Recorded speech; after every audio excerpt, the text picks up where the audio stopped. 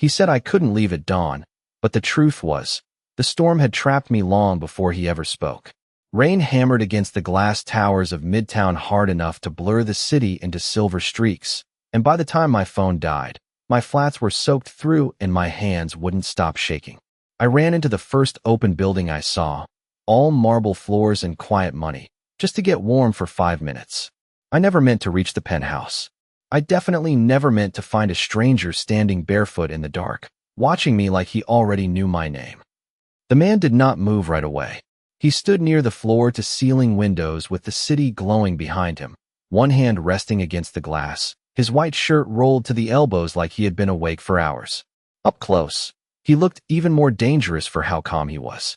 Not loud, not cruel, just certain. My pulse thudded in my ears as I stepped back and hit the edge of a marble counter. I managed to whisper that I was leaving. His eyes dropped to my soaked coat, then to the dark street nearly 50 stories below. No, he said softly. You were followed. I did not know whether to believe him, and that made everything worse.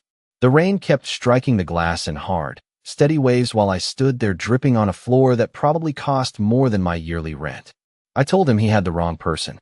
I told him nobody would follow me because nobody cared enough to try. Something unreadable crossed his face then, almost like pity, and that frightened me more than his silence. He reached for a tablet on the counter, tapped the screen once, and turned it toward me. Grainy security footage showed the lobby doors opening behind me. 2 men had come in less than 10 seconds later. My stomach dropped so fast I had to grip the counter to stay steady. The footage was blurry, but not blurry enough. One man wore a dark baseball cap. The other kept looking over his shoulder like he was afraid of being seen. I heard myself ask who they were, but my voice sounded thin, distant, like it belonged to someone else. The stranger did not answer right away. He picked up a folded towel from the back of a chair and set it beside me with careful precision. Then he finally spoke, his tone low and controlled. That depends on why they started following you 3 days ago, Claire. I had never told them my name. For one suspended second, the room felt too quiet to breathe in. My wet fingers tightened around the edge of the towel, and I stared at him like that could somehow make the answer less real. Claire, I thought, because hearing my own name in his voice had felt wrong, too familiar, too certain. I told him he was mistaken. He gave the smallest shake of his head, then stepped closer to the tablet and enlarged the image. There I was outside my office building on Tuesday, then outside the subway on Wednesday, then tonight in the storm. You did not notice them, he said calmly. I did. Then a phone on the counter began to ring. The sound sliced through the silence and made me jump hard enough to drop the towel.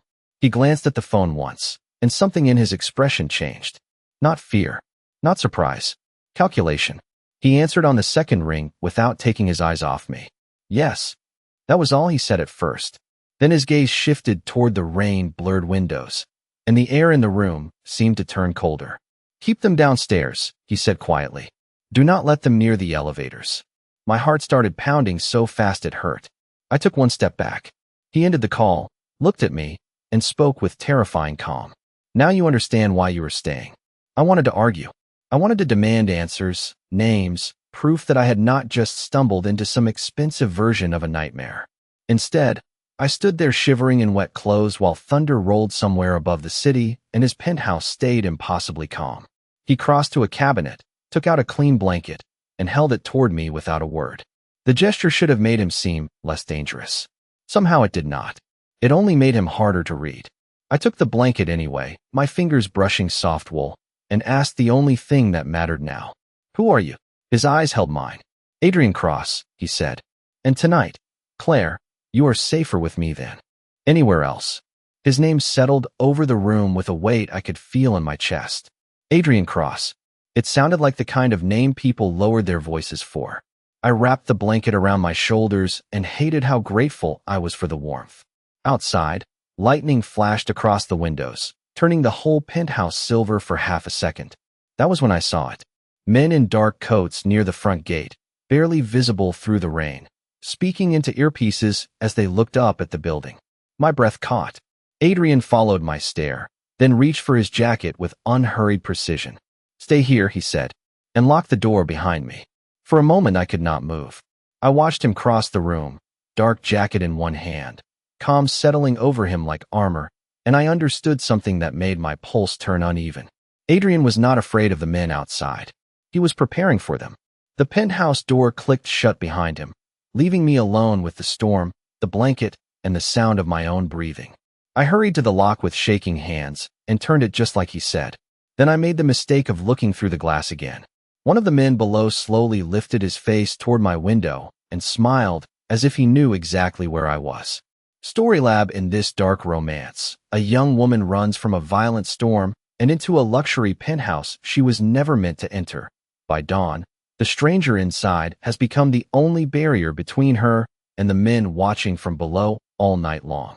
As fear turns into suspicion, and suspicion into a dangerous sense of safety, the woman realizes the city is no longer the threat she understands. The Mafia boss is calm, unreadable, and always one step ahead. He knows her name, her routine, and the secret danger closing in around her.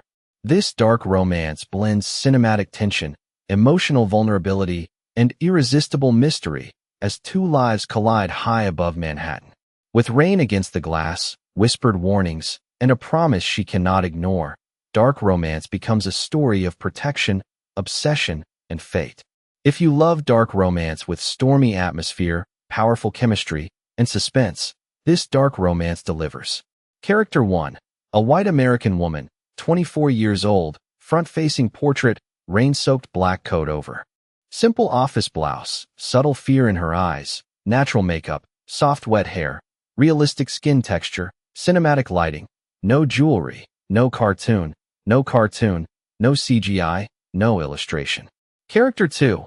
A white American man, 32 years old, front-facing portrait, tailored black suit over open-collar white shirt, sharp jawline, cold blue eyes, dark slicked-back hair, calm dominant expression, realistic skin texture, cinematic lighting, no cartoon, no CGI, no illustration. 3. A cinematic luxury penthouse interior at night. Realistic live-action style, no cartoon, no CGI, no illustration, showing the everyday private world of Character 2 in a quiet and powerful frame.